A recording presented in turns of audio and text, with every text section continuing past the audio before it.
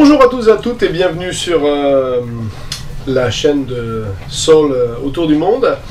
Allez, deuxième partie de ce bilan des 1 an. Vous avez vu, on a traité la première partie sur le fameux on a de la chance et aussi que cette préparation et ces voyages qu'on fait, c'est pas toujours facile, mais c'est quand même génial. Et donc on va faire un bilan là-dessus. Alors j'ai bossé pour vous parce que je ne veux pas faire des bilans juste en parlant dans la caméra. Donc je vais revenir sur après 1 an le choix de ce bateau, est-ce que j'ai bien fait ou pas. La préparation, donc le matériel que j'avais à bord, la préparation que j'ai fait du bateau et les casques que j'ai eu, ce que j'aurais pu changer, ce que j'ai oublié. L'itinéraire que j'ai fait et les pays visités et mon retour là-dessus, les erreurs que j'ai faites et là où je suis pas resté assez longtemps, ou là où je suis resté peut-être trop longtemps. Forcément un bilan financier et un bilan énergétique là-dessus. D'ailleurs ça me fait penser à quelque chose. Alors on attaque avec le premier, le choix du bateau. Alors vous savez tous que c'est un Beneteau 43 de 87, version 3 cabines, donc enfin 4 avec la cabine avant transformée en une seule, donc ça fait un 3 cabines. J'ai expliqué ça déjà dans la vidéo, si vous allez sur la vidéo, le choix du bateau pour partir faire un tour du monde, j'avais déjà expliqué mes choix. Alors il y en a plein sur lesquels je suis très content. Je suis très content d'avoir ces fameuses toilettes qui sont dans le sens de la marche. Alors elles sont dos à la marche, mais elles sont à l'avant du bateau si vous voulez, mais elles ne sont pas latérales. Donc je ne suis pas ni dans un sens ni dans l'autre quand je vais aux toilettes, et je me suis rendu compte que les équipiers non plus. Et c'est une très bonne chose. Donc ça c'est quelque chose qui était important pour moi, je suis content de l'avoir. Je voulais pas avoir un double poste de barre pour pouvoir qu'on puisse naviguer autour, je suis content de ça. Je voulais pas de chariot dans la descente, je voulais le chariot avant la descente. Je suis aussi très content de ça, c'est des choix que j'ai bien fait. Le mât traversant et les haubans, vu le gros temps que j'ai pris et qui continue à y avoir, je suis vraiment content de ne pas avoir un gréement posé et des haubans qui sont non traversants, donc ça je suis plutôt très très content de ça.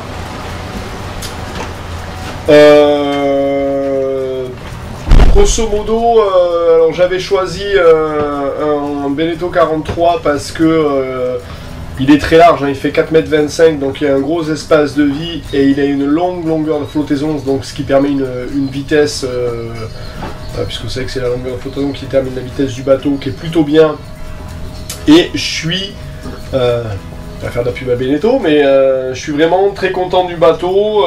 Je lui ai pas trouvé de gros points faibles. Il avance pas fort au moteur, mais je pousse jamais sur mon moteur, je mets jamais plus de 2000 tours, 2200 tours au maximum. Donc voilà, bilan sur le choix du bateau, très content d'avoir fait ce choix là. Forcément si j'avais eu des moyens j'aurais été sur plus gros ou peut-être sur un kata, mais c'est pas le cas. Donc bilan sur le bateau, bien, j'ai choisi un bon destroyer. Donc voilà. Alors casse, le matériel que j'avais et la préparation. En casse, il n'y a pas eu grand chose. On a changé un génois qui était vieux quand on était aux Canaries, quelques petits accros sur cette grand voile, il va falloir la refaire. Un passe-coque qui a pété, donc on a changé.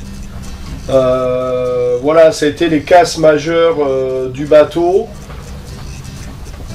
Franchement, bon après les détails, une pompe d'évacuation de la douche, mais pas plus de choses que ça.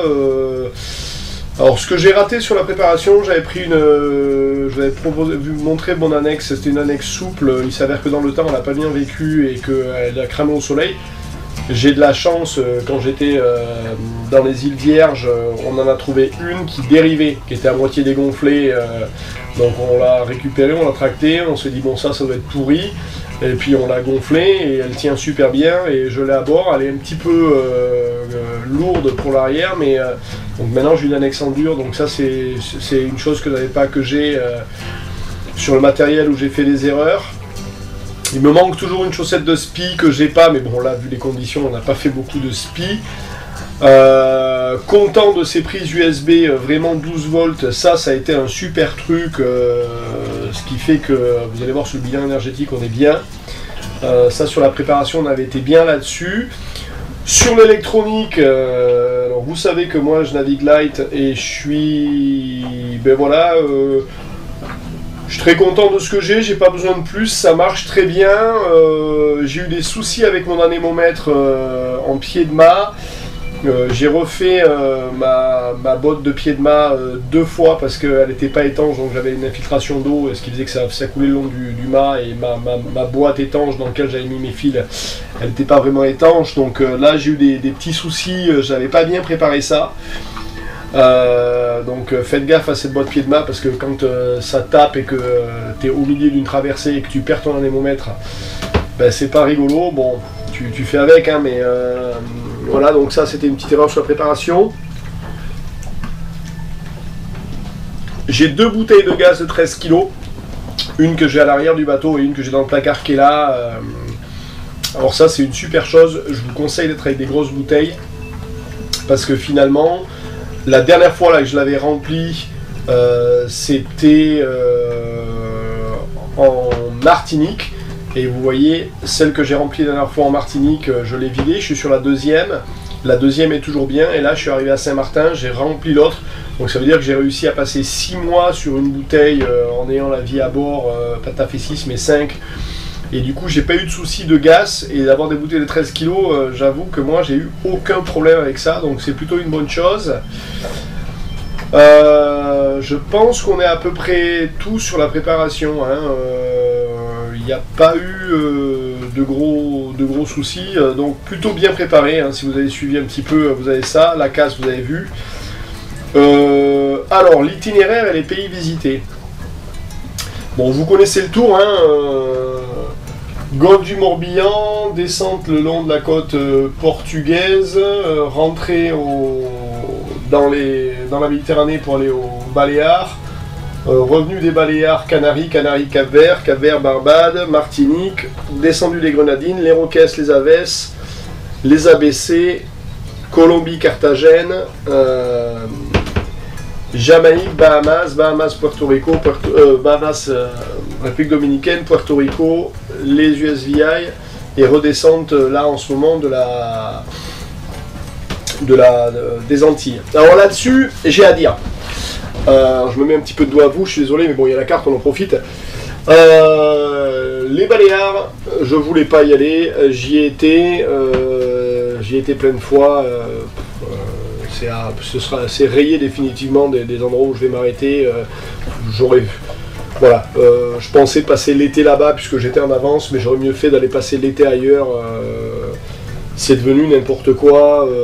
Donc voilà, la seule chose qu'il y a eu, c'est que comme j'ai eu mon problème moteur et que j'ai eu de la chance d'avoir un mec qui était Jean-Paul, que je remercie, qui était mécano Perkins et qui avait pris sa retraite avec son garage et qui m'a laissé mettre mon moteur dans son atelier de mécanique et tout démonter. J'ai eu de la chance dans mon malheur, mais les Baléares, vraiment, j'irai plus y mettre les pieds. Gibraltar, j'étais côté espagnol, c'était super. Les Canaries, les gars, vous allez vous régaler. On n'a pas fait toutes les îles, mais on s'est bien baladé. Le Cap-Vert, ça restera le Cap-Vert, il n'y a pas grand-chose à y faire, mais ça permet de faire une escale. La Barbade, vous savez que j'ai adoré. La Martinique, je ne vais pas vous faire le c'était mieux avant. Les Grenadines, le Venezuela. Alors le Venezuela, c'était une super expérience. Il s'avère que l'un d'entre vous d'ailleurs a mis mon nom sur un post sur des gens qui voudraient passer au Venezuela. Et depuis le mois de février, ils ont changé les tarifs du parc des Roquesses et des Aves. Et là, les tarifs sont montés, ils ont perdu toute crédibilité. ils ont fait des entrées à 150 balles par personne, 150 $ je crois, plus l'entrée du bateau. C'est un ticket qui va te revenir très cher pour aller au Venezuela, dans un endroit où il y a... Bon, là, les Roques Elizabeth, c'est safe, mais tu vois, t'es pas aux Bahamas, quoi, et ça va te coûter le même prix. Et je regrette vraiment pas d'avoir été au Venezuela, et s'ils reviennent sur les tarifs corrects, j'y retournerai. Les ABC. Bon, c'est bien de s'y arrêter, mais j'ai pas kiffé plus que ça. Sur la descente des ABC sur Carthagène, vous avez le fameux Capo de la Vela et Barranquilla. On m'a dit il y a 2 jours que certains l'appelaient le Petit Cap Horn. Bon là, faites un point météo sur Barranquilla, vous allez voir ce qui se passe. Il y a un endroit là où il y a toujours 4 à 5 mètres de vagues et 25 à 30 nœuds de vent. J'y suis passé, je vais y repasser. Mais là, c'est vraiment un endroit où il ne faut pas se rater. Hein. Donc là, je vous le dis, lisez un petit peu sur le sujet et faites attention. La Colombie. J'ai été très content de la Colombie, c'est là où j'ai fait le refit du bateau, hein. On a refait les bimini, on a refait ses intérieurs là-bas, ça m'a pas coûté très cher, vous avez les chiffres, les Patreons ont eu les chiffres de tout ça sur le fichier des comptes. J'ai pas été embêté avec l'insécurité, j'ai peut-être eu de la chance, mais moi j'ai très aimé la Colombie, donc voilà. La remontée Colombie-Jamaïque, là on a ramassé un petit coucou à Dan et à Mathias, ça a été 4 jours, vraiment là c'est un bord de préserré dans de la grosse mer, je conseille pas de le faire, on l'a fait mais il y avait 3 ou 4 bateaux qui l'ont fait, il y en a 2 qui ont pris, enfin il y en a un qui a pris un porte-container dans la gueule, l'autre il est arrivé, il avait un AIS mais il a pris un porte-container. Entre nous. Et l'autre, il s'est fait déchirer son set de voile tellement ça a tourné, donc ça a été dur. La Jamaïque en elle-même, c'est quand même bien sympa. La remontée sur les Bahamas. Les Bahamas, c'est cher, mais c'est le plus beau endroit pour l'instant de tout ce que j'ai fait dans l'arc. Hein, je connaissais bien. Je recommande quand même d'y aller, mais voilà, le cruising permit fait quand même 300 $, il faut laisser le payer. L'erreur sur garantie que j'ai faite, c'est que depuis les Bahamas, j'aurais dû tirer un bord au large et descendre directement sur Saint-Martin, ce que j'ai pas fait. J'ai fait la version courte, je me suis dit, bon, la République Dominicaine, il y a 400 000, j'ai pas souffert pour aller à la République Dominicaine, qui est un super pays. Par contre, à partir de la République Dominicaine, pour revenir jusqu'à Saint-Martin, c'est l'enfer. Donc ça, les gars, je vous le dis. La descente de la Repdom jusqu'à Samana, ça n'a pas été trop dur. Après le chenal entre la République Dominicaine et Puerto Rico, le Mona Passage, faut pas se rater. La côte de Puerto Rico, c'est l'enfer. Puerto Rico, une fois que tu es aux îles espagnoles pour remonter au BVI, le chenal, c'est pas ça. Et une fois que tu es aux USVI et BVI pour redescendre à Saint-Martin, vous connaissez l'histoire. Hein. Voilà, t'attends un créneau météo sans fin. Il y en a, ils mettent 35 heures pour faire la route. La météo est pas claire. Donc ça a été des erreurs que j'ai faites. En plus, les USVI et les BVI, ils ont vraiment ramassé avec le cyclone. Donc à part les basses, il n'y a pas vraiment grand chose à faire. Et après, voilà, retour sur Saint-Martin, retour ici. Maintenant, on est sur la route du Sud. Bon, là, c'est facile. Ils ont quand même beaucoup ramassé avec les cyclones. J'espère qu'ils n'en prendront pas cette année. Ils annoncent que la saison va être grosse parce que sinon, je ne sais pas ce qui va rester l'année prochaine. Là, il y a tout un tas de toits qui ne sont pas réparés, etc., etc. Donc, il y a des matériaux qui vont être projetés partout. Ça va tout casser. J'espère qu'ils n'auront pas de cyclone. Voilà l'histoire. Donc voilà les erreurs que j'ai fait. La deuxième erreur que j'ai fait, c'est quand même de faire 10 000 milles en un an. Si tu calcules que je suis resté 1 mois en Colombie et 2 mois aux Bahamas, ça fait 1200 ou 1300 000 par mois. Ce qui veut dire que si tu fais 100 000 de moyenne par jour, parce que entre les moments où tu es au bord de près et que tu n'avances pas, et surtout le retour, bon, ça veut dire que tu passes 12 à 13 jours par mois en mer. Nuit et jour. C'est trop. Donc donc faites pas ça. Cette année, ce qui va se passer, c'est de la théorie, mais j'ai pris une décision. Va y avoir descente, je vais descendre jusqu'à Trinidad et Tobago, et de là, je vais remonter tranquillement 1 mois par île, jusqu'à Saint-Martin, pour vous faire les fameux guides de voyage, enfin guides de navigation sur toutes les îles, donc 1 mois par île, essayer de faire tous les mouillages, des vidéos, donc ça c'est le projet. Et je vais refaire un tour après ça, et je vais le faire différemment, donc je repartirai sur Carthagène de la même façon. De Carthagène, je vais remonter sur l'Amérique centrale et le Mexique, et de là je ferai Mexique-Cuba, et quand je serai à Cuba, je vais descendre directement sur Panama, et je ne reviendrai pas de ce côté de l'arc. Là ce sera passage sur normalement le Pacifique, si j'arrive à survivre financièrement jusque là. Donc voilà, ça c'est l'idée, c'est le bilan voilà, des pays visités, des itinéraires. Allez, le bilan financier. Alors, celui-là vous l'attendez, hein. Alors j'avais déjà mis un fichier Excel de ce que me coûtait le bateau mensuellement, et du bilan entre ce que j'avais dépensé et les crews que j'avais à bord, etc. Si on fait un bilan sans compter mon problème moteur qui m'a coûté cher, sur la redescente, en fait, comme tu fais beaucoup de moteurs, je me suis retrouvé à faire pas mal de plein de gasoil, et du coup c'est 200 euros, 200 euros, 200 euros, 200 euros. Donc ça va assez vite. Plus les clearances d'entrée, si tu fais bien les choses, voilà, la clearance des Bahamas, la Jamaïque, la République Dominicaine, les BVI, les USVI, et les îles, et les îles, et les îles, et les îles. Tout ça, c'est des chiffres qui s'additionnent, un petit peu de casse. J'ai pas été meilleur que ce que je lisais.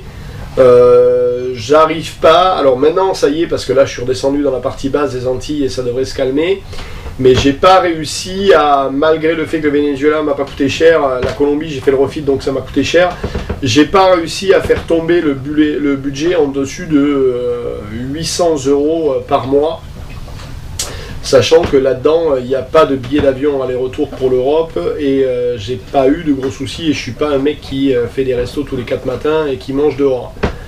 Donc, bon, ben voilà, c'est la réalité. Le budget sur un an, il est là. Je n'ai pas fait du tout de marina. Donc, je pense que... mais bon, moi, je fais beaucoup de pays. Donc, je pense que, voilà, 800 euros, c'est vraiment la limite basse. Et si tu fais un peu de marina et que tu manges un peu dehors et que tu as une vie un peu plus sociale que la mienne, tu vas plutôt être au-dessus de 1000. Mais... Si tu restes tranquille à bord et que tu fais pas le fou et que tu fais pas tout ce que j'ai fait là et beaucoup de clearance d'entrée et de sortie, je pense qu'avec 800 tu vis vraiment bien. Voilà, t'es pas en train de te demander ce qui va se passer, tu arrives à faire face au casse que tu as. Donc c'est plutôt pas mal. Bilan énergétique. Alors, moi vous savez que j'ai 320 ou 340 watts de panneaux solaires. Je suis complètement green energy avec ça. Là tu vois il est 10h du matin, voilà, ma batterie est déjà à 100%, mon frigo tourne bien. Le fait d'avoir toutes ces prises en 24 volts et avoir les prises de mon ordinateur et de mon téléphone en 24 volts, j'ai vraiment pas de souci avec ça. Ça couvre même l'autopilote. Ce que je fais quand je fais de la nave, je fais 1 heure de moteur au milieu de la nuit pour recharger le parc parce que j'ai pas d'éolienne. Si je fais de la nave où on est au portant et que voilà, on n'est pas en train de tirer des bords et qu'à un moment donné on fait un peu de moteur sailing parce que c'est light ou qu'on est au moteur le long du Nil forcément. Et si je fais que de la nave voile, voilà, je fais 1 heure de moteur. Désolé, la carte était pleine. Ouais, donc je fais 1 heure de moteur au milieu de la nuit et le matin, normalement au lever du jour, je fais 2 heures de barre pour soulager le temps que les panneaux rechargent les batteries et le travail est fait. Diesel, finalement, voilà, pas beaucoup de dépenses de gasoil sur cette partie du tour. Mais à partir du moment où j'ai attaqué la redescente, là, ça a été quand même pas mal. Du coup, j'ai fait cette année, donc sur 10 000 milles, j'ai fait combien d'heures de moteur? Attendez, je vais vous dire ça parce que je l'ai noté. Ce qui a été quand même, je trouve que c'est beaucoup par rapport à ce que je fais d'habitude. Mais bon, c'est le jeu ma pauvre Lucette. Donc j'ai fait 300 heures grosso modo de moteur sur une année. Ouais, ça fait à peu près 30 heures par mois, un peu moins, 25 heures par mois, ça fait 24 heures par mois. Bon, c'est une journée de nav au moteur. Je fais normalement beaucoup moins que ça. Le gaz, je vous ai dit, hein, donc là, bien content de mes bouteilles de 13 kg, d'en avoir 2 à bord, c'est une bonne chose au niveau énergétique. L'eau, voilà, j'ai 600 litres d'eau à bord. On n'a pas été embêté du tout avec l'eau. Les pulvérisateurs pour vous gérer l'eau à bord, c'est vraiment quelque chose d'extraordinaire. Je vous conseille de vous en acheter et d'en avoir au moins 1 ou 2 d'avance que vous mettiez quelque part. Voilà. Des conseils et des bilans que je peux faire avant de partir. Alors, on a levé tous les lièvres dans les 3000 premiers milles. Donc, c'est 3000 milles pour à peu près tous les lièvres de ton bateau. Ça, c'est sûr et certain. La deuxième chose que je peux vous dire, c'est partez avec un bateau léger et commencez pas à surremplir tous les placards. Bon, j'ai plein de placards qui sont vides. Voyagez vraiment léger, ayez de la place et surremplissez pas les placards parce que là, vous devez partir avec un bateau lourd et après, c'est l'enfer. Au niveau sécurité et ce qui va bien, prenez ce qui va, mais ne rentrez pas dans des paranoïas. Vous avez vu le sujet là sur les combis étanches. On est à peu près tous d'accord là-dessus. Tu passes à la mer. Vous avez vu le mec de la Volvo Ocean Race, le Sud-Africain qui est tombé. Il avait tout. Hein. Il avait les zippers, tout ce que tu veux. Ils ont tout l'électronique du monde à bord. Le mec, il est mort. Hein. Ils l'ont jamais récupéré. C'est compliqué. Le but, c'est vraiment de ne pas tomber à l'eau. Donc, je pense que dans la méthode de sécurité, il faut avoir ce qu'il faut pour récupérer un mec à la mer. Moi, j'ai oublié de dire, mais souvent, la VHF portable étanche que tu as avec toi, avec la lampe, ça aide pas mal. Hein. Après, le mec, s'il tombe et qu'il est inconscient, tu ne sais pas pour quelle raison, il n'allumera jamais son personnel AIS. Hein. Donc vraiment, sur la sécurité, moi, vous voyez, j'ai mon annexe à l'arrière qui est posée sur l'arrière et qui ferme cet arrière de bateau. Le fait d'être à l'intérieur de ce cockpit enfermé, c'est vraiment une bonne chose, et de ne jamais aller à l'avant faire une manœuvre quand personne n'est réveillé, enfin tout seul. Ça fait partie des grosses choses, et répéter vos manœuvres d'homme à la mer. Après, l'annexe a un côté nul, c'est que si je tombe à la mer, pour me récupérer, il faut foutre l'annexe à la flotte. Hein. Bon, ça prend 30 secondes, mais quand même. Et du coup, je pourrais peut-être monter dans l'annexe. Voilà pour ce bilan, il est un peu long, je suis désolé.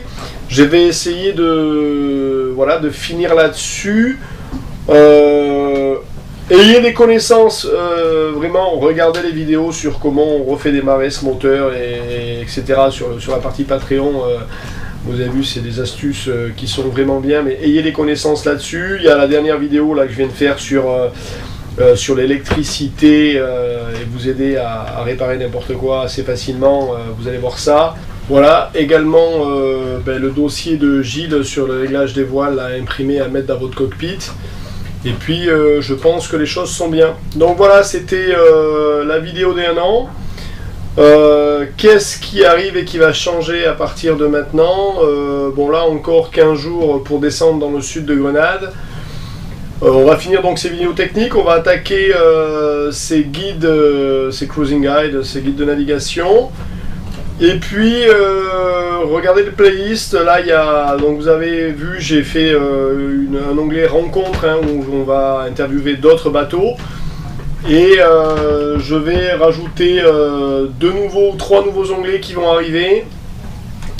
qui n'auront peut-être rien à voir avec la voile quelque part.